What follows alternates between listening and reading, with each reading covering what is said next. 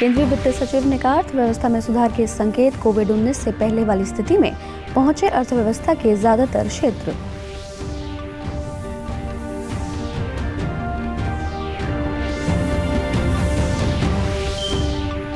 प्रदेश भर में आज से खुले स्कूल। 9वीं से 12वीं तक की कक्षाओं के विद्यार्थियों को ही स्कूल में आने की मिली अनुमति। कोरोना बचाव मानक नियमों का किया गया पालन।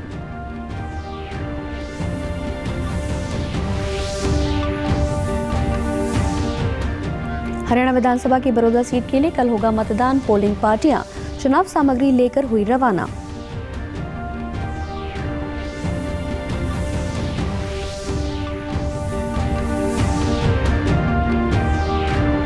और देश में 75 लाख से अधिक लोगों ने दी कोरोना को मात। रिकवरी रेट 91.68% पहुंचा।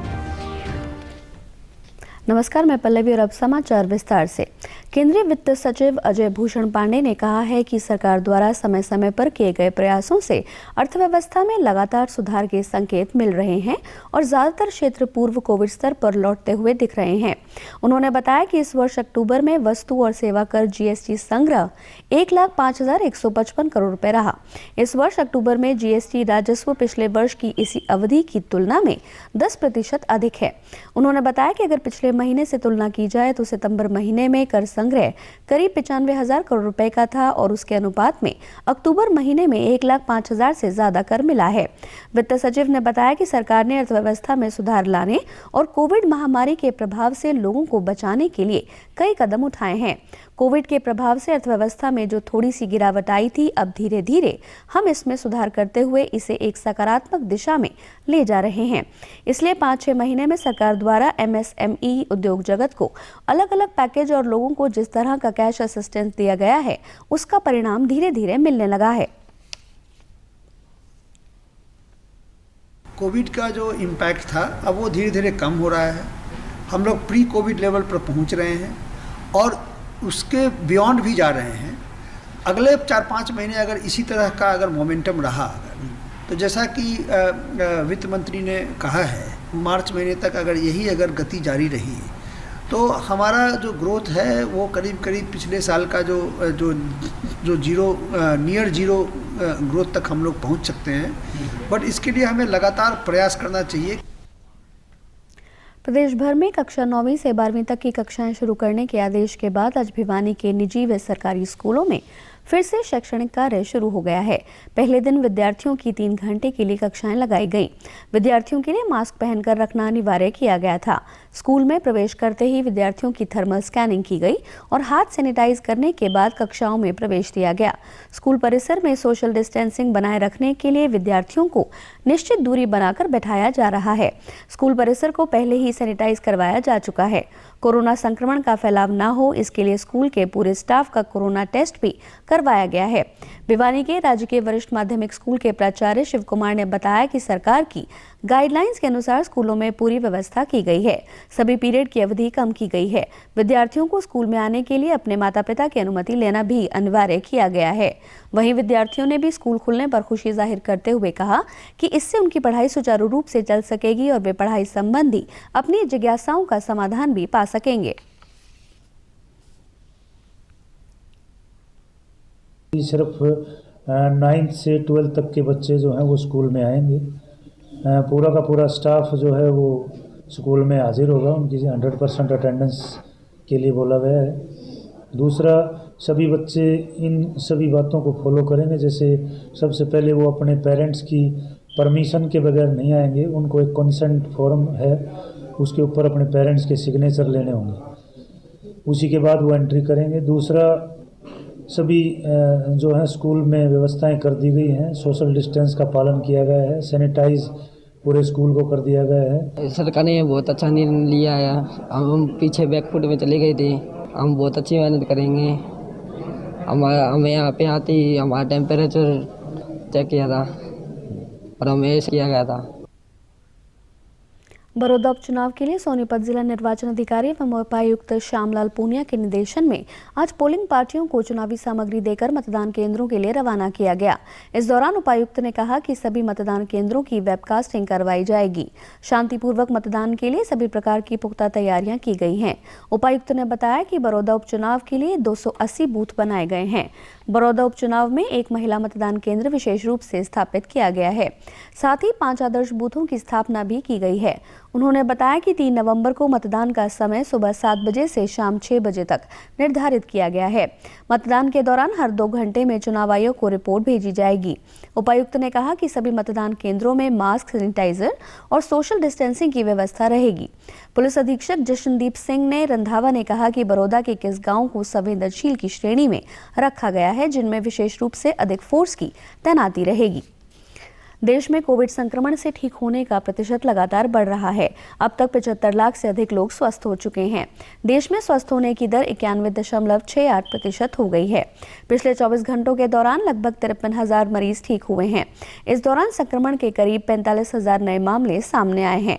वर्तमान में कोविड के 5,61,000 से अधिक सक्रिय मामले हैं। कोविड से होने वाली मृत्यु दर 1.49% है। पिछले 24 घंटों में कोविड से 496 लोगों की मृत्यु हुई है। देश ने कोविड जांच के मामले में एक और उपलब्धि हासिल की है। पिछले 24 घंटों में लगभग 8,56,000 कोविड नमूनों की जांच के साथ कुल जांच का आंकड़ा 11 करोड़ को पार कर गया है। अब तक देश भर में 11 करोड़ 7 लाख से अधिक नमूनों की जांच की जा चुकी है। देश की जांच क्षमता प्रतिदिन 15 लाख तक पहुंच गई है। देश में इस समय 2037 कोविड जांच प्रयोगशालाएं मौजूद हैं।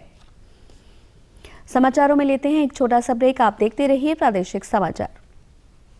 Come on boys, let's go practice. अरे रुक यार, मेरे बैंक अकाउंट में गलत एंट्री का प्रॉब्लम हो गया है। अरे तो बैंक को कंप्लेन करना। बैंक को लिखे 1 महीना हो गया है, बट वो गूगली पे गूगली डाले जा रहा है। तो आरबीआई के बैंकिंग लोकपाल को इन्फॉर्म करो। रुक, मैं समझाता हूँ। जैसे क्रिकेट में 3rd अंपायर, वैसे ही आरबीआई का बैंकिंग ओम्बड्समैन। आरबीआई कहता है अगर बैंक आपकी कंप्लेंट को 1 महीने में नहीं सुलझाता तो आरबीआई के बैंकिंग ओम्बड्समैन में कंप्लेंट करो। यह आरबीआई का आसान तरीका है आपकी कंप्लेंट सुलझाने का, और वो भी फ्री। समझे? आरबीआई कहता है जानकार बनिए, सतर्क रहिए। समाचारों में आपका फिर से स्वागत है। हरियाणा राजभवन में कल हरियाणा दिवस के अवसर पर आयोजित सादे समारोह में राज्यपाल सत्यदेव नारायण आर्य व मुख्यमंत्री मनोहर लाल ने प्रदेशवासियों को शुभकामनाएं दी। राज्यपाल ने कहा कि प्रदेश निरंतर प्रगति के पथ पर है। ये प्रदेशवासियों की कठिन मेहनत व सहयोग से ही संभव हो पाया है। मुख्यमंत्री ने कहा कि आने वाला नववर्ष प्रदेश में समृद्धि और खुशहाली लाए। कार्यक्रम में हरियाणवी लोक धुन पर आधारित वाद्य संगीत और मिलिट्री बैंड ने भी प्रस्तुति दी। कार्यक्रम में कोविड-19 के सभी मानक मानदंडों का पालन किया गया। इस अवसर पर केंद्रीय जल शक्ति राज्य मंत्री रतनलाल कटारिया, हरियाणा विधानसभा अध्यक्ष ज्ञानचंद गुप्ता, शिक्षा मंत्री कंवरपाल गुर्जर, खेल मंत्री संदीप सिंह ने भी लोगों को हरियाणा दिवस की शुभकामनाएं दी।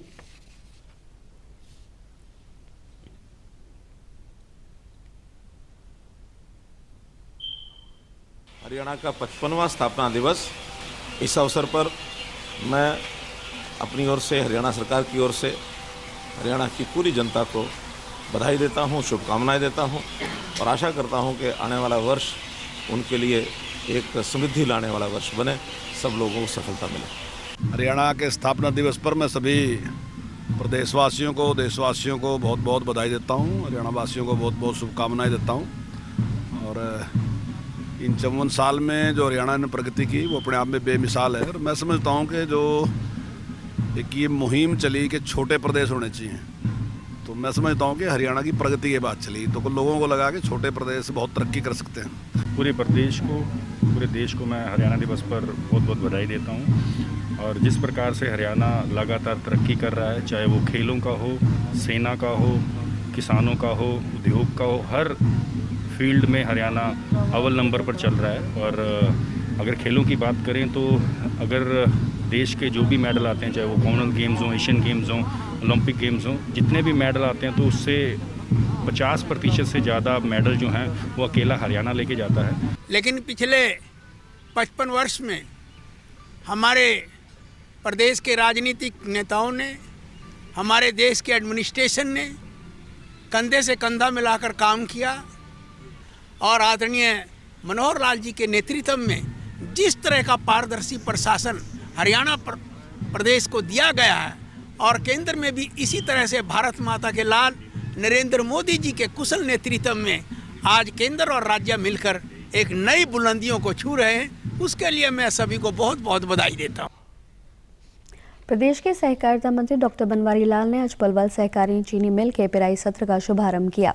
इस अवसर पर उन्होंने कहा कि एक सप्ताह के अंतराल में प्रदेश की अन्य शुगर मिल को भी चालू कर दिया जाएगा ताकि समय पर गन्ने की पिराई हो सके। उन्होंने बताया कि इस वर्ष गन्ना उत्पादक किसानों द्वारा 36 लाख क्विंटल गन्ने की बोर्डिंग करवाई गई है और मिल को 32 लाख क्विंटल गन्ना मिलने की संभावना है। उन्होंने कहा कि पिराई सत्र के दौरान किसानों को किसी भी प्रकार की कोई समस्या नहीं आएगी। इसके लिए मिल प्रबंधन द्वारा व्यापक इंतजाम कर लिए गए हैं। सहकारिता मंत्री ने कहा कि मिल में गन्ना लाने के लिए किसानों के लिए टोकन सुविधा शुरू की गई है। टोकन प्रणाली में पूरी पारदर्शिता बरती जाएगी। उन्होंने कहा कि जो किसान मिल में आकर कंप्यूटर के सामने अपना पंजीकरण करवाएगा उसी किसान को टोकन दिया जाएगा। उन्होंने कहा कि मिल की पिराई क्षमता बढ़ाने से अधिक गन्ने की पिराई की जाएगी। पिछली बार हमने जो दिक्कतें हुई थी, अब की बार ये दिक्कत नहीं आएगी। उनको सबको ठीक किया गया है क्योंकि 2 महीने से हम इस काम में लगे हुए हैं और सभी एमडीज को बुला कर मीटिंग की है कि भाई मिल शुरू होने के बाद किसी तरह की कोई दिक्कत नहीं आनी चाहिए और अब की बार कोई दिक्कत नहीं आएगी। इस बार अभी तक कोई पेमेंट यहाँ जो मेरे को बताया गया है, आज कोई भी पेमेंट बाकी इस मिल की नहीं है। अब की बार 10.5 रिकवरी है और 32 लाख क्विंटल के करीब गन्ना इसमें अब की बार पिराई होगी। सहकारिता मंत्री ने कहा कि हरियाणा प्रदेश में गन्ने का मूल्य देश भर में सर्वाधिक है। उसके बावजूद भी बोर्ड की मीटिंग में गन्ने की फसल का रेट बढ़ाने पर विचार किया जाएगा, जिसका लाभ गन्ना उत्पादक किसानों को होगा। जहाँ तक गन्ने का रेट का सवाल है, हरियाणा में पूरे देश के अंदर सबसे ज़्यादा रेट है, लेकिन फिर भी अभी 4-5 तारीख के आसपास मेरे ख्याल से ट्रेन कंट्रोल बोर्ड की मीटिंग होने वाली है और उसमें लगता है कि गन्ने का रेट बढ़ेगा। और कोविड-19 महामारी के खिलाफ देश एकजुट होकर लड़ रहा है। आप भी हमारे साथ सुरक्षा और बचाव के 3 आसान एहतियाती उपायों का संकल्प लें। मास्क हमेशा सही ढंग से पहनें, 2 गज की दूरी बनाए रखें और हाथ बार-बार धोएं। इस वर्ष धान की खरीद 2 करोड़ टन के आंकड़े को पार कर गई है। पंजाब, हरियाणा, उत्तर प्रदेश, उत्तराखंड, तमिलनाडु, चंडीगढ़, जम्मू कश्मीर, केरल और गुजरात में कल तक 2 करोड़ 4,59,000 टन धान की खरीद की गई। पिछले साल इसी अवधि में 1 करोड़ 68,87,000 टन धान की खरीद की गई थी। पिछले वर्ष के मुकाबले इस वर्ष धान खरीद में 21.16% की वृद्धि हुई है। इस वर्ष की कुल खरीद में पंजाब का योगदान 69.80% यानी 1 करोड़ 42,81,000 टन है। करीब 17,23,000 किसानों को न्यूनतम समर्थन मूल्य पर 38,627 करोड़ 40 लाख रुपए का भुगतान किया गया है। चाइनीज सामान के बहिष्कार को सफल बनाने के लिए सिरसा एक निजी संस्था ने युवाओं को बिजली की लड़ियां बनाने का प्रशिक्षण दिया है। संस्था द्वारा कार्यकर्ताओं के माध्यम से घर द्वार पर लड़ियां उपलब्ध करवाई जा रही हैं। इससे जहां स्वदेशी सामान का प्रचलन बढ़ेगा, वहीं युवाओं को स्वरोजगार भी प्राप्त होगा। संस्था के प्रधान सचिव अविनाश सचदेवा व सदस्य सुरेंद्र आर्य ने बताया कि प्रधानमंत्री नरेंद्र मोदी के आत्मनिर्भर भारत अभियान के आह्वान से प्रेरित होकर और चाइनीज सामान के बहिष्कार को सफल बनाने के लिए संस्था ने मुहिम शुरू की है। हमें बहुत दिक्कतें आई, बनाने के बाद कुछ ऐसा माल है जो बहुत बच गया है, जिसका फॉल्ट पता नहीं लग रहा, क्योंकि बट चढ़ाते हुए भी देर लगती। अब ये स्किल होने के बाद हमें ये दिक्कत नहीं आ रही है। तो हमने कुछ 37 लड़के और लड़कियों को ट्रेन किया है यहाँ पे, जिसमें से 15-16 तो यहाँ भी आते हैं और बाकी अपने घर सामान लेके जाते हैं। आत्मनिर्भर भारत और वोकल फॉर लोकल, इस आह्वान के ऊपर ने ये निर्णय लिया कि हम जो चुनौती सामने आई है उसका सामना करते हुए हम लोगों को स्वदेशी सामान उपलब्ध करवाएंगे। दिवाली के अवसर पर हर व्यक्ति ने लड़ियाँ प्रयोग करनी है, बाज़ार से वो खरीद करके लेके जाते हैं। वो चाइनीज़ सामान के बहिष्कार की हमने जो कॉल दी, तो हमारा अब ये दायित्व है कि उसको हम सामान भी उपलब्ध करवाएं। प्रशिक्षणार्थियों ने बताया कि वे प्रधानमंत्री की वोकल फॉर लोकल मुहिम से प्रेरित होकर संस्था से जुड़े हैं। प्रशिक्षण लेकर अब लड़ियां बना रहे हैं, जिससे उन्हें रोजगार भी मिला है और उनकी आर्थिक स्थिति भी सुधार हुआ है। मोदी जी जो कि हमारे प्रधानमंत्री हैं, उन्होंने हमारे जो स्वदेशी सामान है उसको यूज़ करने के ऊपर जोर दिया है। इसीलिए हम यहाँ पे काम करने के लिए आते हैं, ताकि हम चाइनीज़ माल को बंद कर थोड़ा उसे कम कर सकें और उसको ना के बराबर कर सकें और अपना स्वदेशी माल ही यूज़ करें। कि हमारा एक ही मिशन है जी भी क्या स्वदेशी के यहाँ पर क्या काम चालू किया और क्या जो मार्केट में जो चीनी लड़ियाँ बिक रही है तो उसको रोक लगाया जाए, यही हमारा मिशन है जी। और इसी के लिए हम क्या लगे पड़े हैं जी। हाँ बिल्कुल सर, क्या रोजगार भी दिया जा रहा है क्योंकि आज जो बेरोजगारी है उसके तहत इस सिस्टम ने क्या बच्चों के जो आज बेरोजगार है उनको इस माध्यम से रोजगार भी प्रोवाइड किया जा रहा है जी हमारी संस्था के द्वारा। और अंत में इस बुलेटिन के मुख्य समाचार एक बार फिर। केंद्रीय वित्त सचिव ने कहा, अर्थव्यवस्था में सुधार के संकेत, कोविड-19 से पहले वाली स्थिति में पहुंचे अर्थव्यवस्था के ज्यादातर क्षेत्र।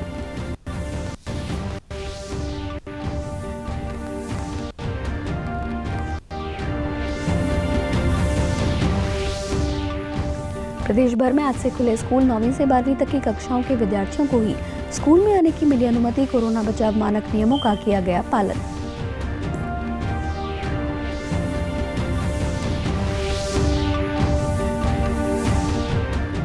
हरियाणा विधानसभा की बड़ौदा सीट के लिए कल होगा मतदान। पोलिंग पार्टियां चुनावी सामग्री लेकर हुई रवाना।